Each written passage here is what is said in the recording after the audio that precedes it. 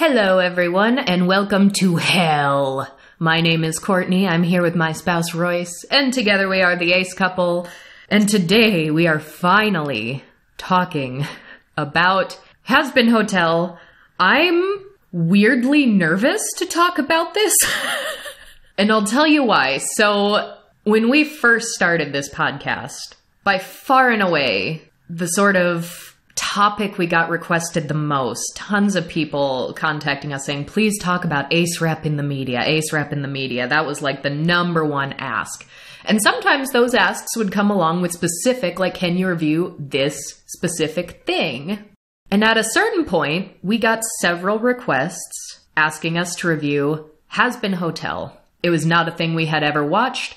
I had vaguely heard the name around. I assumed it was a fully fledged web series, but at the time we got these initial requests, it was just a single, like 30-some minute pilot episode that was posted to YouTube, and that was it. But we went and we watched it at the time, and there just wasn't anything to talk about.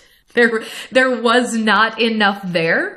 So we sort of wrote it off, disregarded it, but ever since, people will still say there is a canon Ace character in Hazbin Hotel. Some would take it a step further and say a canon AroAce character in Hazbin Hotel. Without looking it up, I would have had no idea who this character was. But now, very recently, an entire first season has been picked up by, was it on Amazon Prime? Yeah, that's right. So now we have a little more to talk about. An additional 8 episodes were released there. Gotcha. So there are 9 total, including the original one posted to YouTube.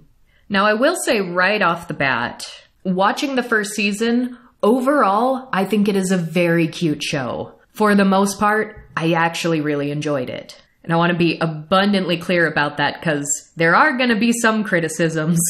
And just a brief dipping my toes into the online discourse surrounding this series and this show and its creator and all the characters and everything possibly associated with it. I'm terrified of this fandom. I thought the Vampire Chronicles fandom were bad when I would get slammed every time I publicly dared to mention that Anne Rice's vampires don't have sex.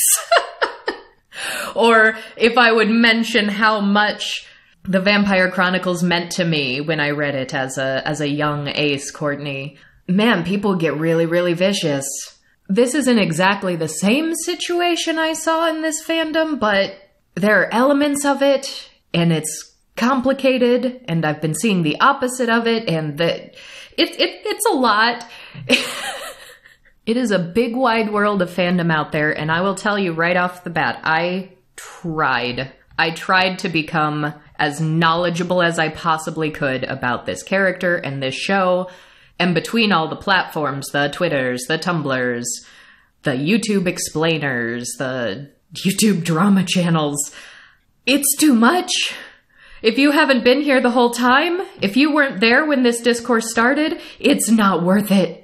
Well, even then, levels of canon and variety of fandom, if you go to the Wikipedia page for Hazbin Hotel, there's an entire section on fandom, which is interesting because I don't normally see that very often. At the time of this Wikipedia update, it says that there are over 7,000 writings on the series on AO3, Archive of Our Own, as well as thousands of fan comics and fan dubs. When I went to AO3 just this morning and searched Hazbin Hotel, it actually came up with over 15,000 hits. I don't know if all of those are accurate. It looks like there may have been some that came up in the search result that had nothing to do with it. I couldn't exactly tell, short of reading all of them, which, given the rate that things are being written, might not be humanly possible. Yeah, don't.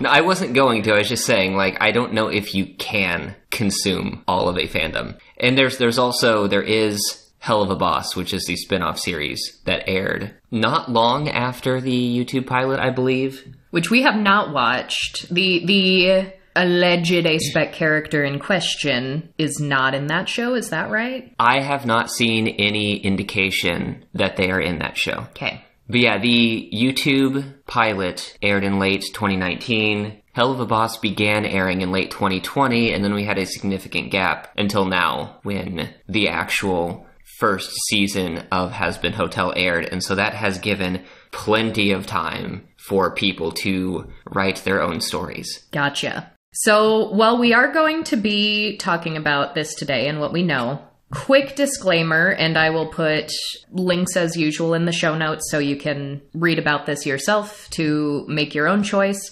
I cannot, in good conscience, recommend that right now, either before or immediately after listening to this episode, you go and sign up for Amazon Prime so you can watch the show. Because pretty recently, on January 5th, the Palestinian BDS National Committee, Boycott, Divestment, and Sanctions, has sort of expanded their original target consumer boycotts. Before it would be, you know, don't purchase things from these select companies, these specific targets, your HPs, your Pumas, SodaStream, Texaco, among a few others. And at first they were saying, keep it to these. These are our target ones. Don't get too big so that it's unsustainable. We really want to put pressure where it's due. More recently, however, they have released a list of pressure targets, which are not exactly the same category as consumer boycott targets. So it's a slightly different recommendation than just do not buy anything from these companies right now. Those include Amazon, Google, Airbnb, Disney, to name a few. And the pressure targets, while it says this includes boycotts when reasonable alternatives exist, they're also actively calling for pressure campaigns against these targets in the form of lobbying, peaceful disruptions, and social media pressure. Again, link in the show notes for that so you can read up on this further. In the meantime, the pilot is still there on YouTube. If you want to follow our journey and just watch the pilot first, not knowing who this Ace or AroAce character is, and just watch it for yourself and see if you can figure it out, go for it, but you'll probably be as confused as we were. This was a very fascinating foray into the fandom surrounding this character, because I would say that in terms of what we are given for on-screen representation, this is just like a hair better than the Owl House situation with Lilith. But it's honestly very similar. So if you have not listened to our episode on the Owl House with Lilith, you can check that out too, where our main thesis on that is we like the Owl House. We like the character Lilith. They do not show the fact that she is AroAce on the show itself. It was confirmed completely off screen in a random charity live stream that the creator did. And a vast majority of people who are fans of the show are never going to watch that and never have watched it. And quite frankly, we deserve better. And I even recall thinking about The Owl House is a pretty openly queer show for a cartoon that is geared at a much younger demographic than Hazbin Hotel is. They show two teenage girls in a relationship, one of whom comes out as bisexual and shows bisexual flags, and there are other pride flags represented in the background at various points. And in a show where they are showing so explicitly all these other identities, why are we settling for the AroAce character being the one that was just confirmed off stream in a random bonus episode live stream ages ago? I don't like it. I don't like it. Going into Hazbin Hotel, it's really similar. It's a similar kind of situation we're dealing with, although maybe, arguably, a little bit better than that. So, Royce, are you able to give us just like, what's a good way to summarize what this show is for someone who hasn't seen it? Well, the show picks up in Hell immediately after a massive, I believe they call it a cleanse or a purge. I think the terminology around this may have differed slightly between the pilot and the actual series, but a force of angels had just come down to hell recently to slaughter a lot of the demons present there, a lot of these souls present there. And that is one of the societal or social antagonizing forces here, is this sort of ongoing battle between heaven and hell where the demons are being regularly culled because heaven sees them as a threat. And in this, we have the main character, Charlie, who is Lucifer's daughter, the Princess of Hell. And she is like pulled out of a Disney movie and plopped into this one. And is very, very out of place, very wholesome musical princess sort of character, who is one of the few beings in the main cast, possibly in the show entirely, that is just very against sort of the standard behavior that we see amongst all of the other denizens of hell. Yeah, and when you say demons, like, we have, like, your Lucifer and Lucifer's daughter who was born here, and there are some more, like, ancient evils that seem to not be mortal souls, but you also have people who were just humans and came to hell after dying sort of in the same place. It wasn't immediately clear to me if every soul that is in hell was also considered to be a demon, or if there was a distinction between the two. Because everyone does look a bit different than they would have in life anyway. So it wasn't immediately clear how big of a transformative process there is, or what the origins were of these sort of higher order immortal demons were. Because, I mean, obviously you have Lucifer, who in the canon is a fallen angel, and you have other ancient entities as well. And they're all humanoid, but some are more human looking than others. And it's pretty common for a number of characters to take on the form of some sort of, humanoid animal combination too. But in the midst of all this, Charlie is trying to find a way to rehabilitate the souls in hell instead of going through this violent cull every year. And this is how the hotel is founded and started, and she's wanting to bring residents in to rehabilitate them. Yeah, there was almost an element of it, which I didn't articulate while we were watching, because this is going to be a future episode. I saw all of you lodging your formal complaints cheekily in the comments when I mentioned that every time someone complains about me talking about the Vampire Chronicles, that will release another episode. I saw those like, I would like to lodge my complaint. So it'll be coming, but there was almost an element of this where I was like, this is very Memnoch the Devil, which I think is the next book in the series that we will talk about. Because it is a like, yes, we have a heaven, we have a hell, we have the god, and we have the Lucifer-esque character. But in Memnoch the Devil, there's sort of the devil is working toward the same end goal as God. Like, the devil would like more people to have access to heaven. So there was almost an element of it where I was like, oh, that's a little, like, we have Charlie here who's like, well, instead of all these angels coming down and murdering all my people, what if we just make them good and show that people can improve and people make progress, and then they can get into heaven and just go up there instead of being killed down here.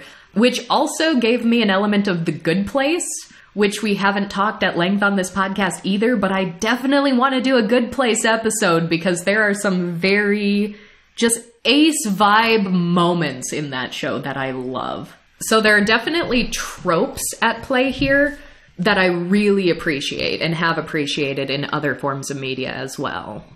And you sort of get the same Good Place element too, where it's like you throw a bunch of people together living in close proximity to one another who wouldn't ordinarily choose to do that on their own. Because now you have this hotel of sinners. They call the people in hell sinners. So they're like, oh, well, if we can have a hotel for the sinners and we can rehabilitate them. These are often very violent, sometimes crass people. These are, these are moral degenerates, and they don't shy away from that in the show. Like, they have some really awful, vile language in the way they talk to each other, especially early on, in a way that contextually I think works for me a little better than I have seen it in some other TV shows. Because I certainly don't mind profanity, and I certainly don't mind immoral characters. But sometimes I don't like when there's too much gray area in the media. Like, are you condoning this? Is the show I'm watching condoning this behavior? And I think this one walks the line really, really well. But in like the pilot, for example, we have Charlie trying to go on like local news media to pitch the idea of her hotel and spread the word and advertise it and ask for residents to come and check in. And these television hosts are terrible. And they're terrible to each other, and they're terrible to their guests. And this is one of our first introductions to, like, this is just how people down here talk to each other. Where I think on like a teleprompter, they're like, we're bringing you the latest news in murder, sex, and weather. And someone mentions like, oh, we've got a hot spot, and this like just awful guy, this news anchor, he's like, oh, I'd like to nail her hot spot. So there's a lot of sexual innuendo. But then you got this woman countering saying like, you're a limp dick asshole, like live on air. So this is very normal behavior. She pours a pot of hot coffee in his lap and she's like, maybe I should say a no dick asshole. It's like, oh goodness. So welcome to hell. Charlie is the princess of hell, but she clearly is not vibing with the average resident here. But there was also like, overall the show is very queer. And so I don't mind it when this horrible news anchor comes to like greet Charlie before they bring her on and like will not shake her hand because I don't touch the gays. I have standards. I was cackling, and then I was immediately feeling guilty that I was cackling. But that's how we know, right there in the pilot, right off the bat, Charlie's queer. We know that. And it wasn't even someone just using gay as an insult, because, I mean, we know, goodness knows, like, people have been called gay as a slur who aren't gay. But then we meet Charlie's partner. She has a partner who is a woman, who is in every single episode of this, and they're working together on this hotel. Vaggie, as we call her. And they do overall do a good job of showing just like a morally repugnant character that you hate, who is terrible to people, and then finding a way to have them enter this little friendship group, dare I say found family, and getting to connect with others and starting to grow. And then you start to see the more sympathetic sides of them. And one of those characters is Angel Dust, who is a porn star. I assume exclusively gay porn star. I think we only see him filming gay scenes and outside of work, hitting only on the men in the show. That sounds right. That wasn't one thing that I thought to take notes of. Well, and here's the thing too, because some of the, like you said, people who were humans on Earth don't look like themselves in hell. They have taken on other forms to varying extents. And so there is an element of race that is sometimes weirdly ambiguous and sometimes called out more explicitly than others, at least hinted at. Because there was an element when this Angel Dust character, which at first hated the guy, horrible guy, but he's the first resident of the Hazbin Hotel, and at first he very clearly isn't taking it seriously. He's just like, oh, I got a free place to crash? Awesome. So very unserious about this situation. And he tells Vaggie at one point, like, oh, don't get your taco in a twist.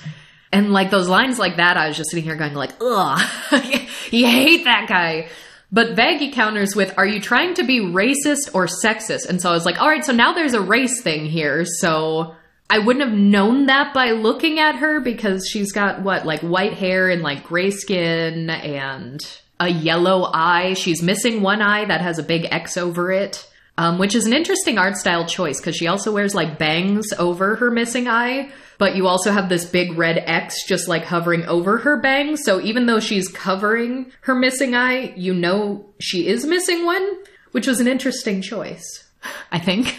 It was intentionally drawn in a way that wouldn't layer in reality. Yes. Which happens sometimes, yeah. Yes. So it's like, all right, so this could be sexist or racist. So like, it's like, all right, presumably you're Latina, vaguely unspecified. But then we do at later points hear her like muttering in Spanish under her breath on a few different occasions. So like we have that much as confirmation for Vaggie.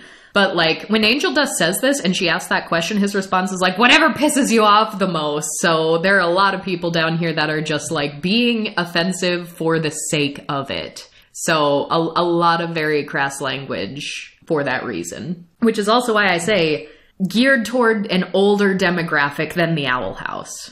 So during this news broadcast where Charlie is sharing her new hotel with the world, we have this very menacing figure in the audience just smiling and looming in the shadows, who is also the only one who isn't reacting like, what the hell is this nonsense? Like, nobody is intrigued by this hotel. And he goes and knocks on the door at one point, and Charlie opens the door and just, like, look of terror, slams the door and goes up to her girlfriend Vaggie and is like, oh, Vaggie, the radio demon is at the door. What do we do? So we know that this is an infamous character, even though this is our first introduction to him. And I will be real, in the pilot, this is the star of the show. It was so clear to me that this is the best character. This is the most intriguing character. I love him very much. I really, really do. Turns out, this is our A-Spec character in question. Yeah, and Alastor stands out due to some of the things we've mentioned, a lot of the beings present in Hell are very different physically for some reason or another. But Alastor behaves in ways that are different. He will sometimes slip into a shadow and just appear in other places. His voice often has like an old-timey radio. He's got like a filter over his voice that makes it sound like he's on an old radio. Yeah. But he also speaks in like a transatlantic accent with this like filter over his voice. So he's a very dramatic character. A lot of his words and phrases and the way that he carries himself are also very time period fixed, which is interesting because there are presumably beings here that are thousands of years old that still behave and speak in a modern tone. Like, he's the only one who really does this. He is very, like, straight out of 1920s Louisiana. Very Southern, very, very of that era. He likes jazz. He likes jambalaya. But he's also, for being such a nefarious demon, he is such a gentleman so much of the time. He is always smiling. Sometimes the smile looks a little more wicked than others. He even has a, like, you're never fully dressed without a smile kind of a line at one point. And he's got a nice fancy suit on. He's got, like, a cane or a staff that he walks around with that has an old-timey microphone, like, on the end of it, too. And he wants to help with the hotel for motives that we're still a little bit unsure of. Yeah, his reasons, I would say his true reasons haven't been fully explored or explained even through the end of season 1. He mentions to Charlie that he is here helping out of sheer absolute boredom and that this is an investment in his own entertainment. Yes. But there's more going on here. Mm-hmm. And we get a little bit of the backstory of how he was a mortal soul, but once he appeared in Hell, he started taking down all of these... What did they call the demons who have, like, a position of authority? Overlords. Overlords. And a number of the overlords sort of control areas of Hell. Mm-hmm. Like, they're powerful enough that I don't know what the actual governing structure of Hell is, if one even exists, but there are sort of, very powerful demons lording over areas of it. Mm-hmm. And he just, like, apparently started taking down some overlords and broadcasting it on the radio. Which is something here that is abnormal. The reason why a lot of people are so afraid of him is because they have no idea how this was even possible for someone who newly came to Hell to have the strength to do something like this. Mm-hmm. And I gotta just say, there is something about this genre of character that is obviously very appealing to a lot of people, because he is many people's favorite character in this show, but also specifically appealing to me. There's like this usually quietly nefarious, but will occasionally unleash their power when it's necessary, entity who just poses day to day like a proper gentleman. There is something about that genre of character that I like absolutely love. I mean, years and years ago, I would have said like Sebastian from Black Butler being on this genre of character that's like, there's something so appealing about this. And we get to see a little bit of his power, because even though Charlie is clearly terrified when he's knocking at their door, he waltzes in and he's, for the most part, pretty charming. Everyone's questioning his motives and why he's here, but he's not outright rude to them. He's not cursing like all these other characters are. If he ever is aggressive in conversation, it's more passive aggressive. But occasionally his face will just like change and warp and will get like really creepy just for a line. So you know he's still clearly unsettling. It's not like his reputation is overblown or anything. And we get a little taste of his full power when someone comes to attack him. What is little snake boy's name? I don't even remember, but I love him. Serpentius. Serpentius! Someone just shows up in this big, like, hovering war machine with all these little minions that look like Humpty Dumptys. And he's like, he gives the impression, I don't know the exact line, but right off the bat, you get the impression that this is like a recurring antagonist in Alastor the Radio Demon's life. Because he'll be like, Alastor, we meet again! And Alastor's just like, I'm sorry, have we met? So this is someone who's repeatedly trying to attack him, and Alastor's just like, you are nothing to me. I don't even have memories of you. You are so insignificant in my life. And he makes quick work of this giant floating death machine with, like, guns and bombs and lasers and shit. Like, Alastor just basically, like, opens up a portal of tentacles under it, and just these tentacles grab the machine and just start wrecking it as his eyes get all freaky and he's grinning from ear to ear while this is happening. Like, hardly raising a finger does he need to do to wreak this havoc. So we know, scary dude, don't get on his bad side. And then, yeah, immediately after doing that, he's like, I'm starving. Who could go for some jambalaya? Like, day in the life, I suppose. But yeah, for the pilot episode, being told there's a canon ACE character in this, the closest thing we got, which I refuse to see as evidence, is once Alastor walks into this hotel and he's meeting everyone, he like goes up to Angel Dust, the porn star, and is like, oh, and what do you have to offer to this establishment? And Angel Dust is like, I can suck your dick. And Alastor just says, ha, no. And walks on and moves to the next thing and talks to the next person. That is it. In the pilot, yeah. That is it. So, yeah, naturally we watch this pilot and then we're Googling, like, who's the ace character in Hazbin Hotel? And everyone's like, Alastor the Radio Demon. And I was like, well, he is a good character, but turning down an offer of a blowjob does not ace rep make. So perhaps you can see why when we initially got a flood of requests to cover this character, we didn't have enough to say about him. So, I don't know, Royce, how do we want to do this? Do we want to go through the show as we see it on screen first, and then talk about all of the bonus content, confirmed off-screen things? Yeah, I think so. I think going through season 1 will give us a good foundation to work off of.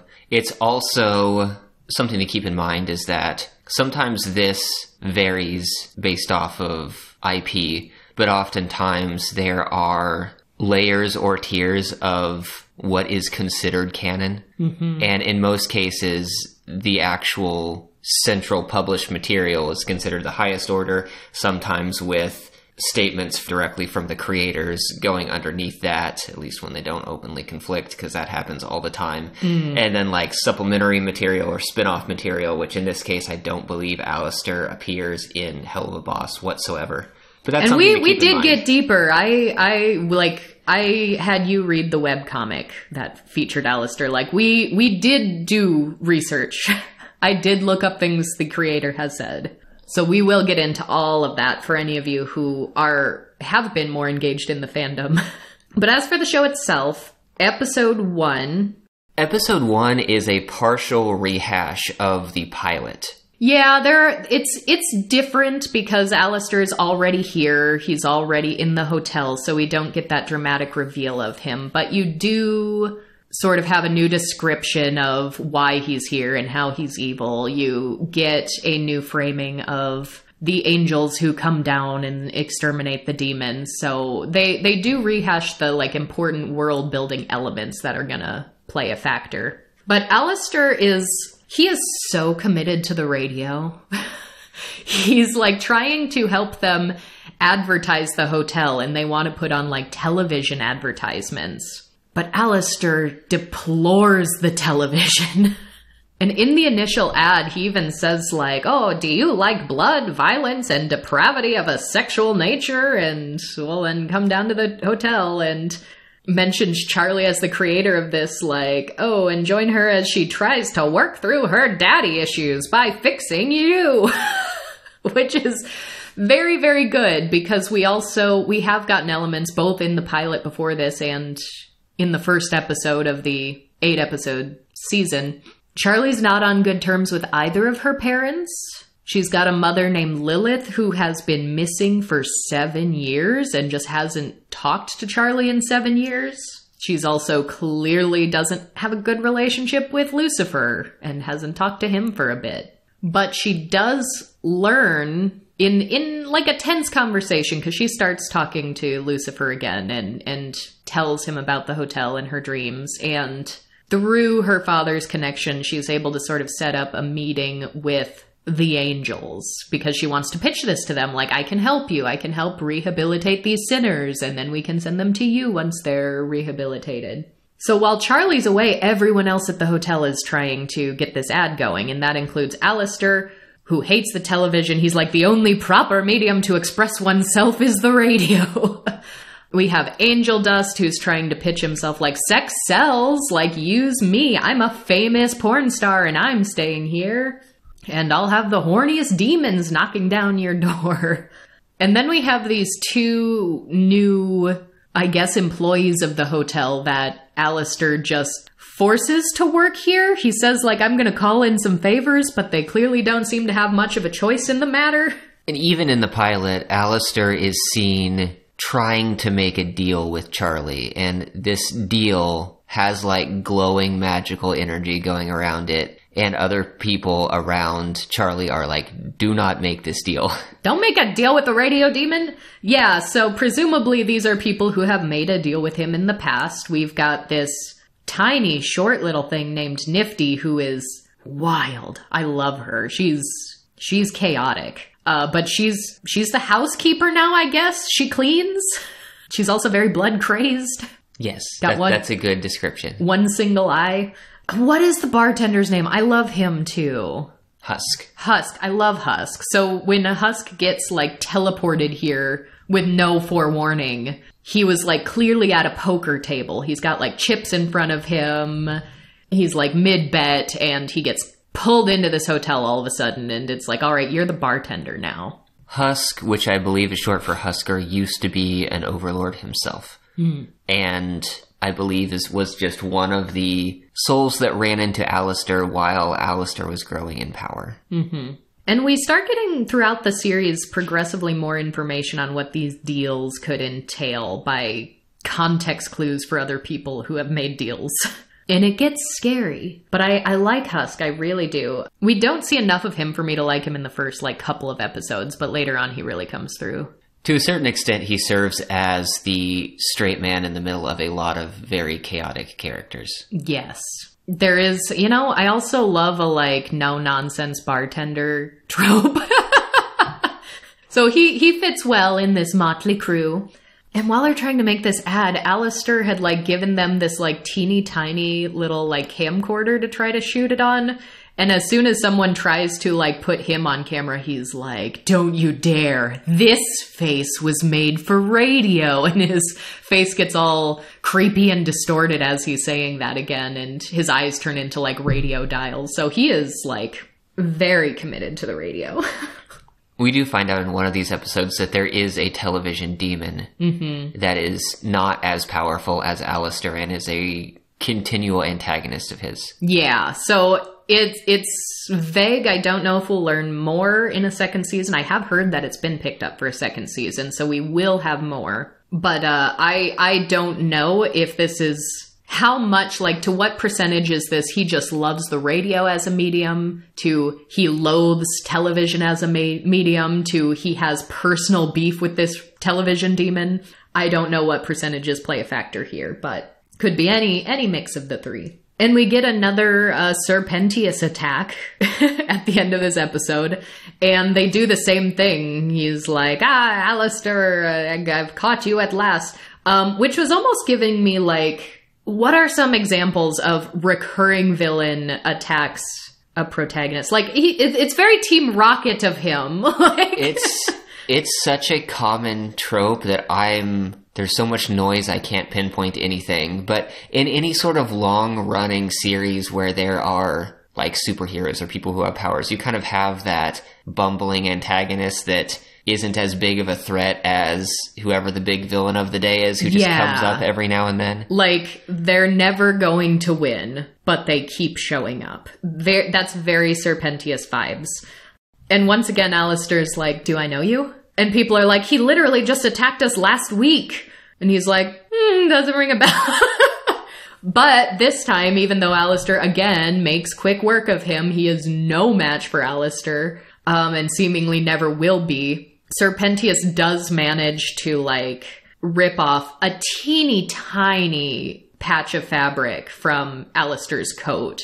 And Alastor is so menacing as he says, well, now you ruined my coat. Now I'll be sure to remember you. And it's like, holy shit! And it's quite good. It's quite good. And, you know, like, these nefarious, gentlemanly types, like, that is the vibe that, if I had a drag king persona, that would be the vibe. Old-timey and menacing. Very, very Jarvis. But then as the series progresses, Serpentius actually becomes a resident of the hotel. At first, with an ulterior motive, he has been sent by this television demon, and it's a group of, like, 3 villainous characters working together. They call them the V's, because they all have a V in their name. I couldn't tell you all of them right off the top of my head. Vox, Velvet, and Valentino. Oh, good, you have them. They don't end up becoming particularly large characters in this short 8-episode season. Because they're present, they're watching things, and Valentino has more of a connection to Angel Dust in particular. That's true, I forgot about that connection. Valentino is prominent, but the television demon is not the major antagonistic force of this season. Mm-hmm. Yeah, Valentino owns Angel Dust's soul. Angel has made a deal with Valentino, and when we learn that he has made a deal, we see that there is a signed contract, and Valentino's able to just, like, at will, like, produce these, like, green glowing chains, like, around his neck or his wrist, and, like, pull him around with it.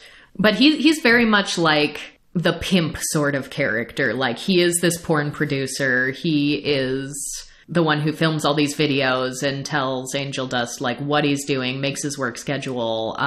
If Angel ever crosses him and makes him angry, he's like, all right, now we're going to go even harder, even more guys, even longer hours. And we'll just, like, very obviously, like, abusive punishment. And we also at some point have Angel, like, getting all these voicemails and text messages, because for some reason they do like have cell phones. They can have modern technology if they want to, I guess. Not Alastor, though. And when Angel's really down one day on his bed at the end of the night, he's just going through these voicemails from Valentino, and it's very abusive relationship vibes, because you'll have him just like yelling and saying the most horrible things and calling Angel names, and then the next email will be like, oh, I'm sorry, baby, I didn't mean it, and like going back and forth like that over and over again. And that's when you really start feeling for Angel, because you'll see these moments where you see him in this abusive situation and he'll like be quietly shedding tears alone in his room. But in episode 2, we really start to see like Serpentius has come to live here. Originally, he's trying to record everyone and get like the inside intel into this hotel to report back to the V's. But he's trying to play this part, and Charlie's like getting started on lesson plans for rehabilitating these sinners. And she writes this like horrible play. Like she writes these skits and gives everyone lines to like role play. And I thought this line was just funny because we have Serpentius, who, if you can't tell by his name, he's a little snake guy with a fabulous hat. And he's reading his lines, and he ends a conversation by going, now if you'll excuse me, I'm off to not have sexual intercourse before marriage.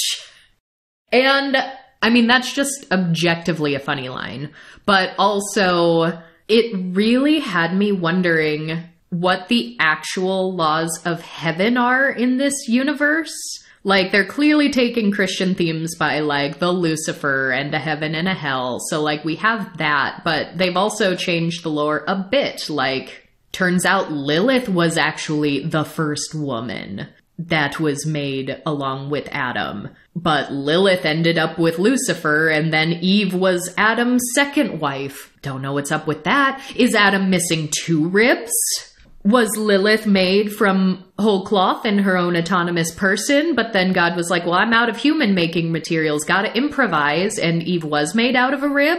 Who is the rib stealer here? How many ribs have been stolen?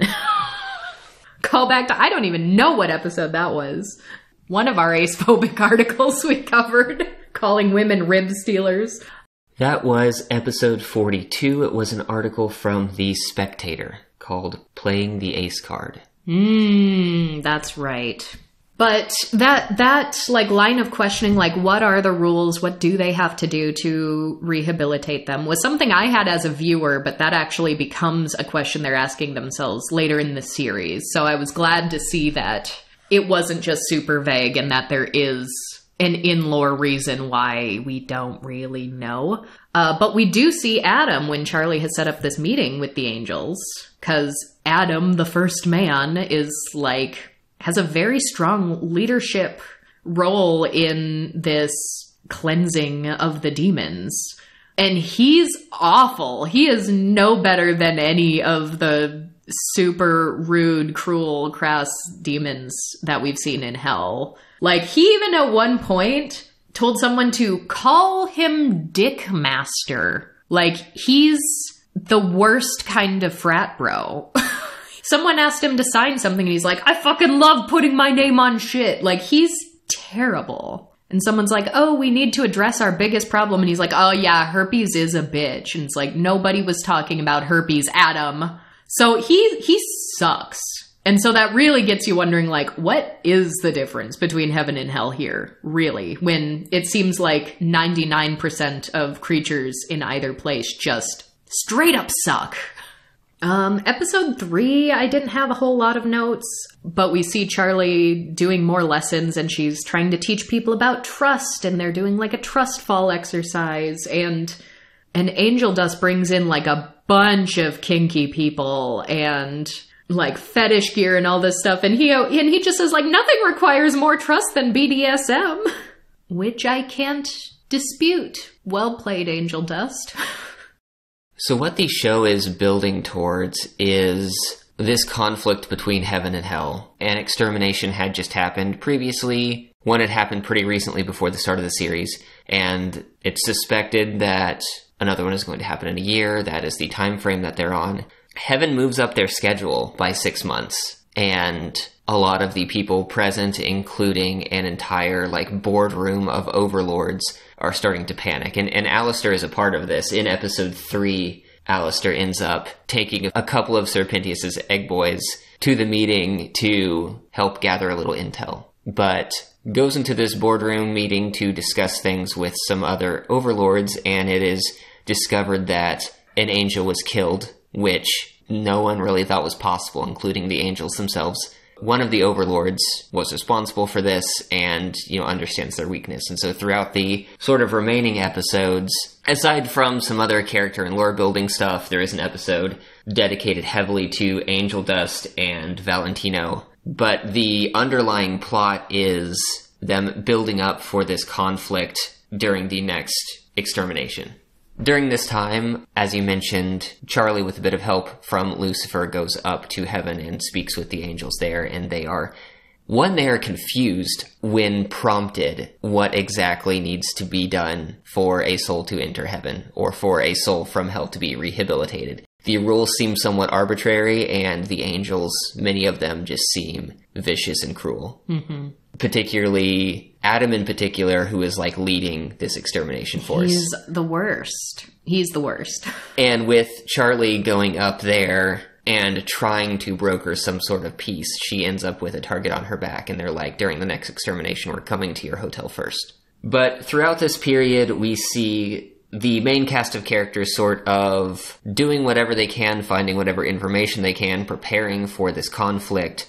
During this time, Alastor introduces Charlie to a few friends, acquaintances, I don't really know the relation, people that Alastor knows and frequents.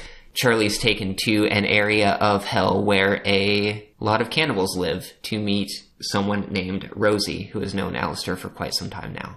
And this is mostly to recruit the town full of cannibals for the upcoming battle by convincing the overlord who lives there. But in the process there, we get, I think, what is generally seen as the most overt ace line in the entire media franchise, would you say? I'd argue the only one. Yeah, I maybe. would say so too. There are during the 9 episodes, the pilot included, we have a few instances of Alastor overtly just saying no, very bluntly, to some sort of sexual thing or an innuendo of some kind, or just looking very confused when someone says something about that, taking extra time to think. Well, and the thing about that is, we came into this knowing that Alastor is the ace character because we'd looked it up after watching the pilot a couple years ago. But if we went fully into the full series without knowing who the ace character is, which is usually how we try to watch media because we want to know if it's actually obvious to a casual observer, I easily could have pegged other characters as having the ace vibes if I was trying to where's Waldo, who's the ace character? Because there are instances where Angel's showing everyone a porno he was in at the hotel, and nobody's having a good time. Everyone wants it turned off. Someone looks like Charlie looks like she's about to throw up. Vaggie at one point tells him to stop being so horny. The bartender rejects advances all the time, especially from Angel Dust. Angel and the bartender being kind of poker and card themed. The entire show is very red and black. That's a huge overarching color scheme for a lot of characters. But he's red, white, and black. He's got hearts on his ear. When we first see him, he's in a poker context. And Angel Dust will be hitting on him at the bar, and he's like, that's never gonna work on me. And I kind of want him to be ace too, but he's not the alleged ace character. But if I was just watching this show, knowing that someone said there's an ace character, for a while I'd be like, oh, maybe it's him. I don't know. Because even showing the porn, Alastor was the only one who didn't look super uncomfortable. He was just smiling like he always smiles. There are situations when other people seem uncomfortable by sexual things, and Alastor, maybe you could say he looks oblivious, but he doesn't have the outright, I am repulsed by this like other people do, which is interesting. And not to say that every ace character needs to be repulsed, of course not, but when things are so vague and gray and unspoken in representation. There needs to be more something. And Alastor's character, too, doesn't have a lot of, I guess, out of that character reactions. Yeah, exactly. Generally, the ones that we see are him getting angry. Yeah, well, even, even Charlie, Princess of Hell, plopped right out of a Disney movie, like you said. Like, she's so, sweet and innocent, and she wrote that line about, I'm off to not have sexual intercourse before marriage, which also begs the question, she's been in a relationship with Vaggie, I think they say, for 3 years at one point. Are they not sexually active? Could we not have had an ace lesbian? I don't know. They live together, they work together, we see them kiss on screen at least once, if not more. But Charlie goes to visit, Angel Dust porn set at one point, trying to get him out of work, as, pulling her, I'm the Princess of Hell, listen to me, for the first time, which she doesn't pull around very often, but other people encourage her to embrace her power. And she's, on this porn set, and she's like, this is a lot. And she's like, it feels a little violent. Maybe I could pitch some scenes that would be, I don't know, a little more wholesome. So she's not against the concept of pornography or having porn stars, but she's like, I don't know, this is a lot. Could we tone it down a little? So, all these lines, we're getting more, arguably, from other people than from Alastor in terms of lines like that. This line in episode 7 with Rosie, Alastor is bringing Charlie to meet Rosie, who is the overlord of Cannibal Town. And she says, oh, who's this you brought with you? Come on now, Alastor. Come now, Alastor. She's much too young for you. And then she rolls her eyes and says, just kidding, I know you're an ace in the hole. And Alastor says, a what now? A what now? And then Rosie just continues on with the conversation, not acknowledging that. He has no idea what that means. And, the word ace is there, but it's also used in a pun, ace in the hole is a phrase that is not an asexual exclusive phrase. And that's really hard because for the most part, when we had the imperfects, for example, the ace character in that show, Abby, she says oh, well, this is hard and this is complicated if you're ace and I'm ace. And that was her coming out and she used the word ace. I'm super okay with using ace in that context because there isn't as much gray area. This one is weird because this is the one scene where everyone's it is canon and it is on screen. I don't know. Because my general rule of thumb for is this handled well is try to substitute it with any other sexual orientation and see if it still flies. Or are you treating the ace rep differently, or this line about aces is being treated differently than if it were, a gay person or a lesbian. If you say, for example, well, of course someone who has no soul is going to be asexual. If you substitute that, well, of course someone who has no soul is gay.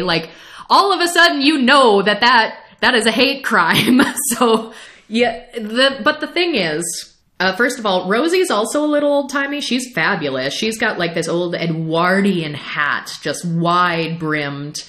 The way she dresses is actually a little older in era than the way Alastor dresses, which is interesting because people will say and make the assertion that oh, well, Alastor doesn't know the word ace because that wasn't a word that was being used from his time period. And he's stuck in the past and he's just an old man. Rosie also seems to be old. I don't know, maybe she just keeps up with the times better. But fabulous hats in hell. I would fit in well there, I would think.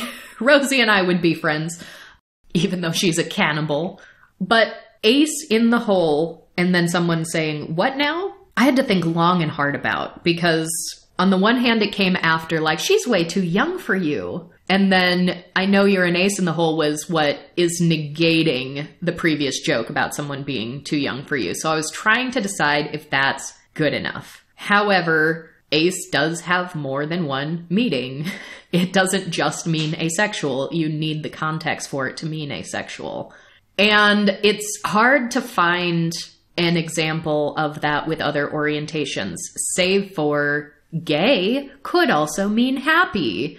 We know that gay being happy is a much more antiquated use of that word. Strong majority of people are not just using that word to be like happy anymore. So I started thinking of the song I Feel Pretty. So like the line is, I feel pretty and witty and gay. And that lyric is a little bit older. The context for that word is a little bit older. And amongst older characters in a show where people are in old-timey clothes, if someone said like, oh, you're pretty and witty and gay, are we going to automatically assume that gay means like homosexual in that case? I don't know. This is my line of thought I went down. But also, I will fully admit, sometimes dialogue in this show goes quickly. You often learn a lot of information really quickly. People could deliver their lines very, very fast. And I almost missed this line. Yeah, I caught it and I had to point it out. And Royce was like, oh, did you catch that? And I was like, what? No. And so I had to rewind to hear like, oh, I know you're an ace in the hole. And so I was like, oh, okay. I mean, I'm glad you pointed that out to me. If I was sitting here watching this on my own, I would have just missed that line because that is the one line. That is it. It stuck out to me. It was very fast. It is a little vague. Going into this knowing Alastor's intended orientation and the fact that this is an old friend, along with, like you said, the mention to Charlie there, and the fact that this show has a lot of innuendo to it already. Mm-hmm. I took that to mean not interested in relationships, in whatever intended meaning that was given the scene. But if we're talking about overt, unmissable representation, I suspect a lot of people, a lot of casual viewers did not catch that. Yeah, and the thing is, too, like, I also, on one hand, I think ace in the hole is a great phrase for, like, a closeted asexual. I would not be mad if that caught on. But Alastor, the one in question who is supposedly ace, had no idea what that meant. And I don't mind an oblivious character. I don't even mind historical fiction where the word isn't used. But we've talked about other examples like that. We talked to Carly Heath, for example, about the novel The Reckless Kind. The word asexual was not used. However, this character's hopes and desires and feelings were not vague. It was not just a single scene. It was repeatedly mentioned in different ways on different pages throughout the book. So there wasn't any question how this character felt even without using the word. And that's something that I think could have really benefited Alastor here. We needed more examples of that. If he's not going to use the word, if he's oblivious to his own orientation, we need more situations where it's being thrown in our face. I want at least a rule of 3 here. Like, normally the rule of 3 is for, like, comedy. Like, you have the joke once, you take the joke a step further the second time, and then the third time you have a massive either escalation or subversion of the original joke to, like, just drive home the comedy and surprise people with the same thing one last time. I almost need that for any representation where you aren't saying the word. If it's a context where the word isn't going to fit the dialogue or the script for whatever reason, I think you need to show us at least 3 different times where it is unquestionable each time and in different scenarios. And I would not say that we got that from Alastor. And that's why I even say, too, like, the bartender character almost gave me more of that than Alastor did. Because aside from that one line, I know you're an ace in the hole, and he goes, oh, what now? And then they cut to the next thing very quickly. So they don't give us time to sit with that.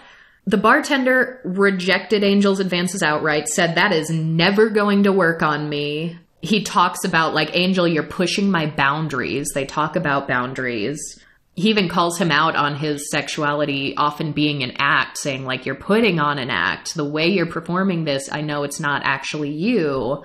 And part of this, a lot of Alastor's role in this media is part of this mystery as how he came to be and how the forces of hell are working. Alastor is far and away the most powerful being in their inner circle, and is much more involved with the greater lore in the series, whereas a lot of Husk's airtime is specifically getting closer to Angel Dust. Yeah. And I mean, and he's got some great lines too, just as a good character. Like he follows Angel outside of the hotel to a bar to sort of keep tabs on him at one point. And when Angel's like rough, down on his luck, having a horrible time, like he comes out and he's like, it seems like you need a bartender to talk to. And I thought that was such a good line. I loved it. And he does sort of get Angel to fess up and be like, this persona I'm putting on, like, this is who I need to be. And like we said, he has this contract with Valentino, but we also seeing how horribly abusive that situation is. We don't see it as outright on screen, but we know that Husk has also signed a contract with Alastor. We see Alastor pull out the chains on him at one point. So like, that's frightening. We don't know what the terms of that were. There's something evil going on there. But we also know that Alastor has some sort of secret something that he is beholden to someone else. And it's very vague. It's the mystery. Like, Alastor is the character that we are not supposed to know as much about. And he is also said to have just like disappeared for the last 7 years. So he has just reappeared and people haven't seen him in a while. And I don't think it's a coincidence that 7 years is what Charlie says has been the length of time she hasn't been able to contact her mother, Lilith. So don't know what happened 7 years ago or how or if that's connected, but there's definitely more plot to explore and more character to uncover with Alastor as, you know, the mysterious one. But also, so like, I can see why so many aces just do like the show, because even amongst all the innuendo, even the characters who are not ace are often like, that's a little much to the overtly sexual situations. Vaggie, for instance, has changed the pronunciation of her name. We learn when they go to heaven that she used to be an angel. She was on this like extermination army and used to exterminate these demons, but then got sort of kicked out and cast down when she didn't want to slay like a demon that appeared to be a child, someone young and very defenseless. And that's when the angels removed her eye, so we get that backstory. But like, when she meets Adam, Adam is like, yeah, I named you after the best thing ever.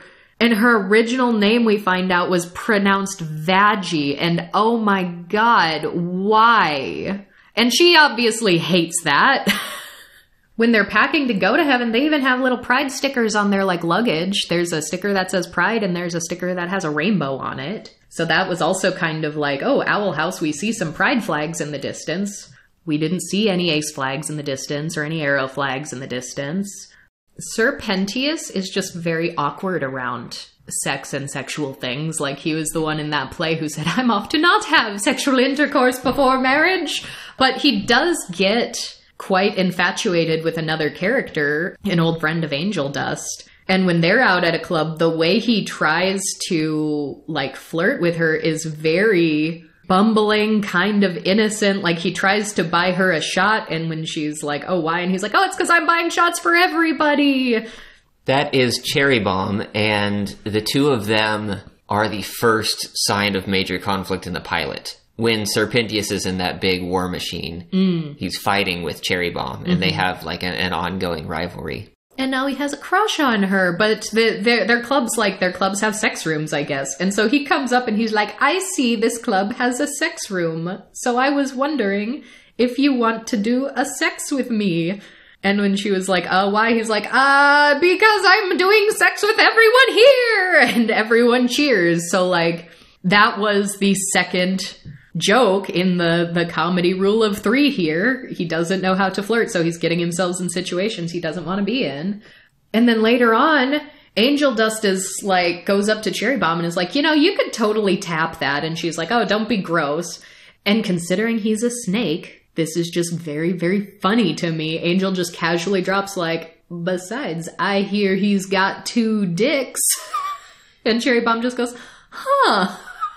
I also just like the way Serpentius emotes. His eyes are so expressive. If he's crying, or when a cat crawls up on his lap and he just starts like making the like, aw, like little uwu face. Like, it's very cute. I like the way he is drawn. And his hat also has an eye on it, and his hat eye also emotes. So I don't know if that's actually literally a part of his body, or if it just mirrors what his actual eyes are doing, but it's cute. I like it. But yeah, I mean, at the end of it, they definitely do the found family thing. We have Husk, who says, like, oh, I'm not going anywhere. I just got used to you guys. And besides, I ain't finding any new drinking buddies. We all know how important the drinking buddies are.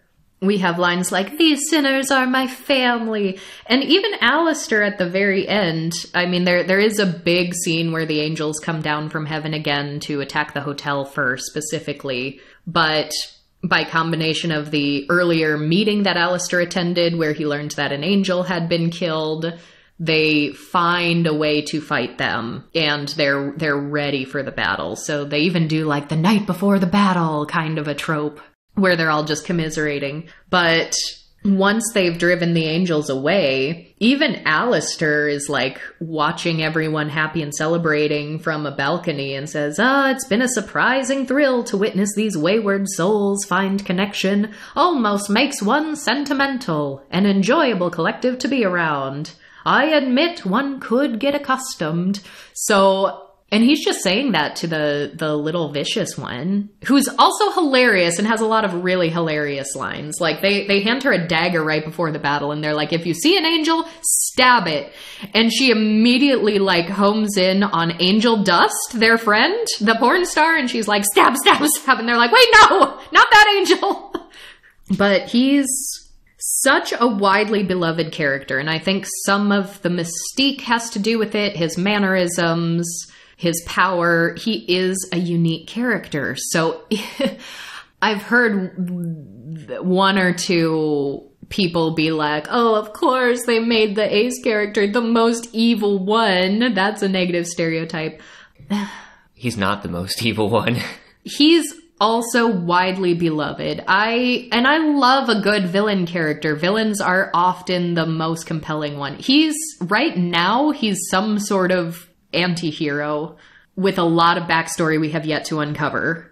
And considering how widely beloved he is, I don't care if he is evil and cruel and a literal demon. I really don't, especially amongst all these other evil and cruel literal demons.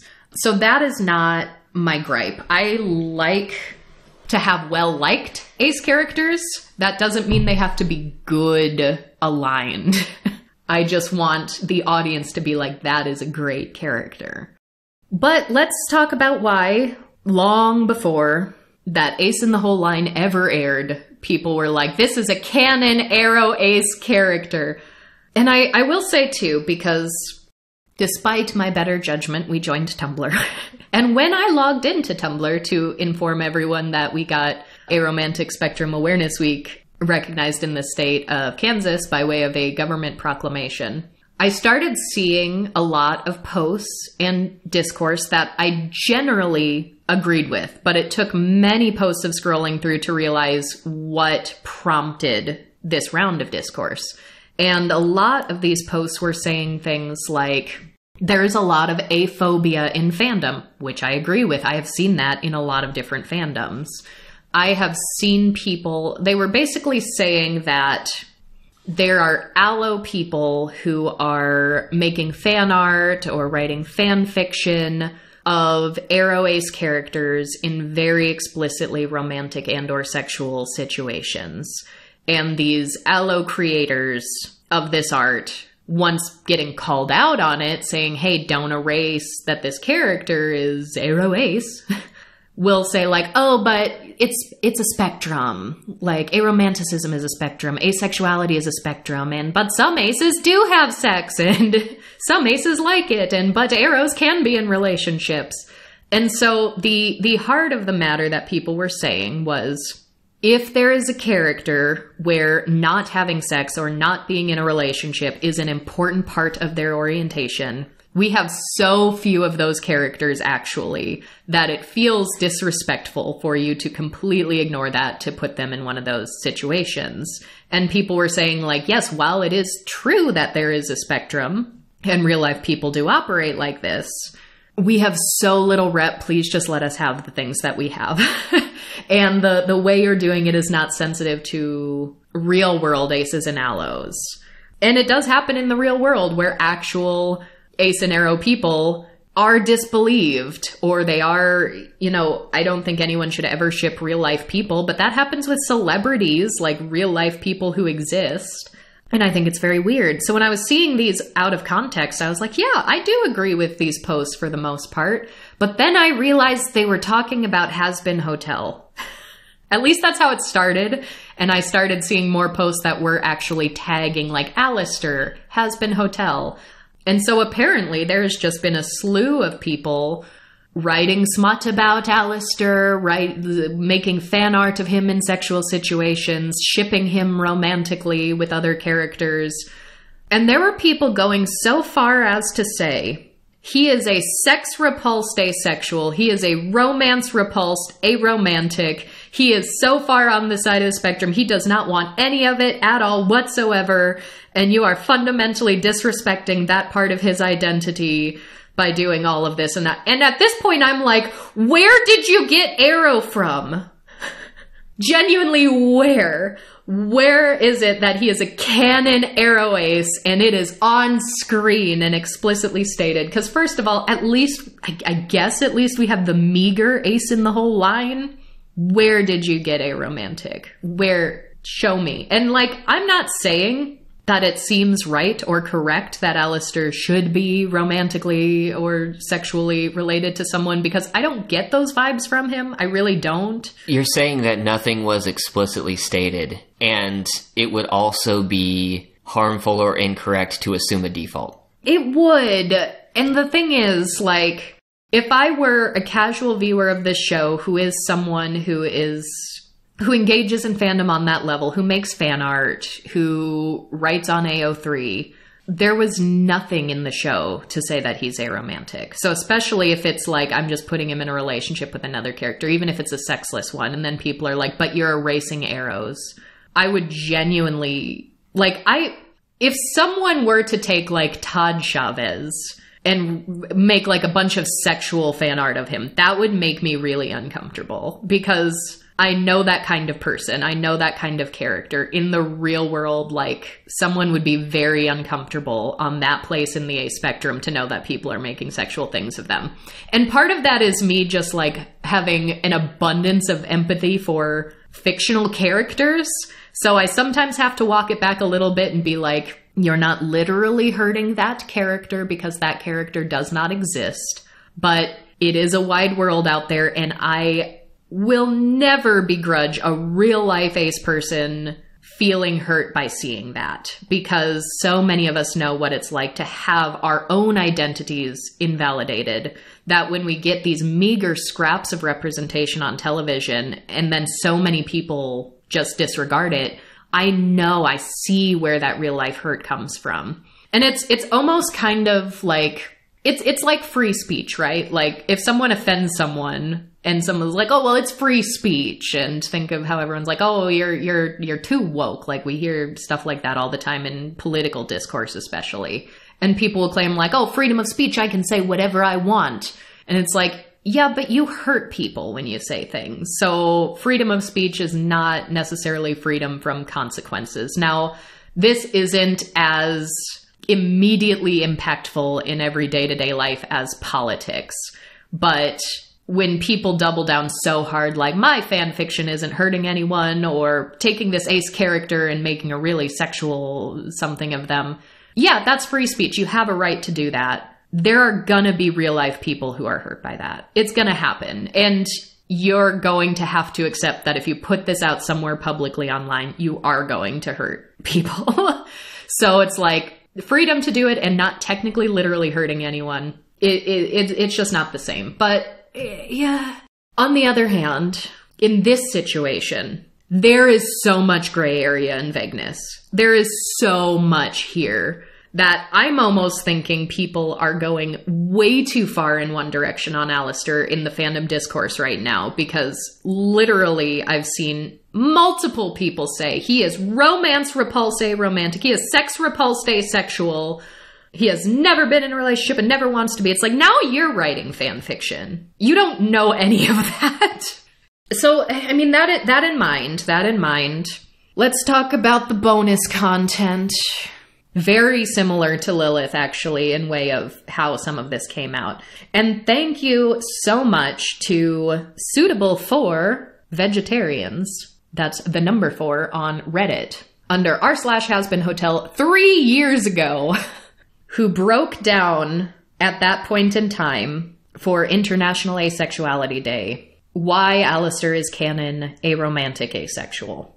And I will link this in the show notes as well if you want to see all of it. But there are links here, some of which aren't valid links anymore. But number 1, in 2018, a drawing that the creator Vivzy uploaded to Twitter for National Coming Out Day.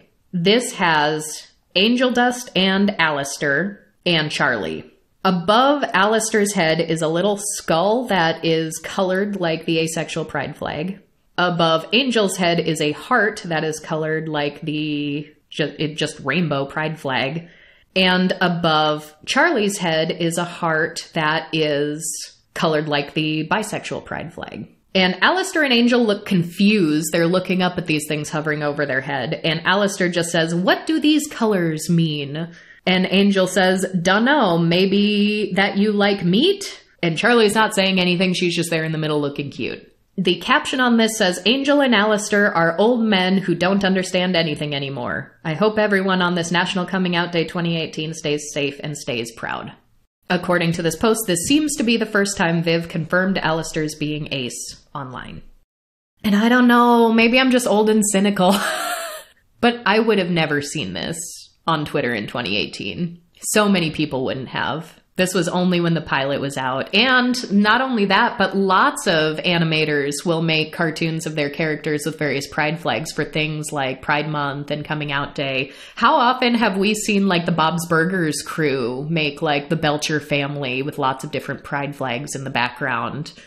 And that audience is not like, oh, there is a bi flag behind Gene Belcher. That means that Gene is bi. Like, people pretty much think that like Bob is bisexual, but he's made lines in the cartoon that's like, "I'm straight, I mean I'm mostly straight, I mean you're out of my league," to like guys. So like, I'd argue we have more evidence for Bob Belcher being bi than we have of Alastor being ace. It's a much longer running show though, and a different kind of show. In terms of quality of representation, not having it as a part of the main franchise, having it in a tweet is different. This is something that wouldn't fly with more visible orientations or identities. Yeah. Like, people are still mad at the, like, Dumbledore is gay thing from J.K. Rowling. And I mean, we have so much more to be mad at J.K. Rowling about. But I can't say any more, otherwise this will be an 8-hour episode of me ranting. So maybe another time. So, like, why are we accepting this for ace representation? Truly, I want to know why we accept the bare minimum. But this wasn't the only thing. According to the post, Viv had offhandedly mentioned Alastor being ace in several of the later art streams. But the next bigger discussion of it came from the recent Q&A with Viv, as well as several cast members hosted December 2020. And there's a link to this YouTube video with a timestamp of 1 hour, 3 minutes, and 13 seconds, which again, I don't watch art streams ever. I would not have seen this. A lot of people would not have seen this. But thank goodness this beautiful poster actually transcribed it out for us too. Gabriel Brown, Alastor's singing voice actor, asked, "Is he canonically asexual? I'm really curious about that." To which Viv, the show creator, replied, "Yes, canonically, Alastor is asexual." Gabriel Brown responded with a very authentic, "I love that. I feel like they don't get enough representation. That's really awesome." This was in 2020 before the series even came out, so we're just talking about the pilot, and was the webcomic out at that point? Maybe a webcomic. The webcomic for Alastor came out in October of 2020. There was nothing about Alastor's orientation in it. It was basically Alastor walking around town, going about his day with a lot of random townsgoers being aware of who he was and running off scared, and then he came across a butcher who was preying on one of the clients there and ate him. And that was pretty much it. Okay, so... yeah, so also, I love that I feel like they don't get enough representation. So this is not an ace person. They are being excited on our behalf that the creator decided this character is ace, but didn't actually show it to us yet in the first-hand material. I don't know. I don't like it. Continuing on, after which Mick pointed out that it was funny Alastor was such a sexual icon in the fandom. Viv piggybacked on that and said, I always try to be very coy. Not about his orientation, because I don't feel like I want to be coy about that for any of the characters, but for his romantic aspect, because I don't want to crush dreams. But there is a canon direction for that too. What the fuck? Are we gonna accept that? So that's... how is that not queerbaiting? That is the exact definition of queerbaiting. Having a canon orientation and not revealing it so that people can... make their fan art, have their wish fulfillment. That is queerbaiting. Yes! And like, if the canon direction is indeed Aro, which a lot of people are saying it is, why are we proud of that? Why are we proud that this is the AroAce representation? We have, finally at long last, an AroAce character. Watch Koisa no Futari. I beg. I beg. Because I also saw so often in the fandom, and maybe this is younger folks. Maybe this is people who just really have not watched a lot of TV or haven't intentionally sought out ace characters and just stumbled upon Hazbin Hotel. But whatever the case is, I see so many people be like... this is one of the only characters we have. It's so nice to finally have an ace character who, again, is a guy. I have to point it out. So many people say there aren't enough ace men in media. And there aren't enough aces in general in media. But in television, specifically television, live action, and animation, there are more men than women. And even fewer non-binary characters. So, like, if this is your first canon ace character, this is going to be special to you for the rest of your life, and that is okay, and I don't want to take that away. But please, please understand that there is a wider world out there. There is more. We have had so many episodes on our show alone talking about different examples of ace rep. It's out there, but... I was so flabbergasted to see, not only on this live stream in 2020, a cast member not even knowing if this character's ace and asking the creator, and the character being like, yeah, definitely. And then being like, there is a canon direction for his romantic orientation, but I don't want to crush dreams, so I'm not going to say. Awful. Awful. That would not fly. If you had, like, a flamboyant character that had, like, stereotypically gay mannerisms, but never was involved in a relationship at all, and someone was like, is this character gay? And you're like, well, I don't want to say because I don't want to crush any dreams, and I want to let the fandoms have their fan art and their fan fiction. Like, that's queer baiting. It's not different just because we're talking about arrows and aces now. It's not. It's exactly the same thing. The MC interrupted after the group exchanged a few jokes to say, so there have been some people in the chat and who have tweeted me directly who have said thank you so much for making Alastor ace, because it's nice to feel like I'm represented in media. So for every broken heart of someone who's like, man, I really want to date Alastor, there's a lot of people who are asexual or who don't know what asexual is who might go, oh, that's exactly how I feel. Thank you for helping me figure it all out. Viv continued, well, I don't have any control over the fan base, and I'm so glad to see them having fun, but I do feel like people need to be a little more respectful of Alastor's canon character on behalf of the people who identify with him. I think it's a little unfair to act like everyone needs to get on your page when they're just trying to enjoy the representation that they're given, or just the character as he is. And that said, I'm trying to be very respectful of the canon character information that might spoil a little fun, but that said, the fun can be respectful, you know? Like, the fun had with pairing and shipping can be respectful to the character and the character's identity. And this goes for Charlie and Vaggie as well, because they're the other characters I see it happen a lot with, and Charlie is canonically bisexual, which I don't think we see in the show. I think that's, again, just that piece of art I mentioned on Twitter from 2018. With the bi flag. Yeah, I don't remember, at least, that being called attention to in the 9 episodes that we have so far. Mm-hmm. Which, that's one of the things, like, in terms of fandom, if we have, like, 2 women together, if it's not explicitly stated and there's a bisexual, like, real-world person who's like, I resonate with this character, I think this character is bisexual, and everyone's like, no, this character is a lesbian, but it hasn't been stated either way, I think it is disrespectful to the real-life bisexual person to be like, this can't possibly be true. Yeah, you can't assume just based off of an existing relationship without any other discussion going on. And I feel the same way about asexuality. If we have a character who isn't stated to be ace, but clearly does not have any interest in, like, relationships or sex, whatever it is, I still personally want it to be obvious if we're going to call it good representation. But if an ace person is like, I resonate with this character so much, I feel like this character could be ace, then there's very often a phenomenon that happens in fandom where people are like, this character can't be ace, there's no possible way. And they'll start sending, like, actual hate to ace people for resonating with the character. And that is also aphobic. Like, that... It's the same with bisexual characters. Like, don't get viscerally angry and send hate at people for something that isn't even explicitly stated. And I can't be a hypocrite. I have to say the same thing. If someone's making fan art of Alastor being in a relationship with someone, and let's say it's a work of fan fiction, they put Alastor with, I don't know, who do they want to put Alastor with? Cannibal Woman, maybe?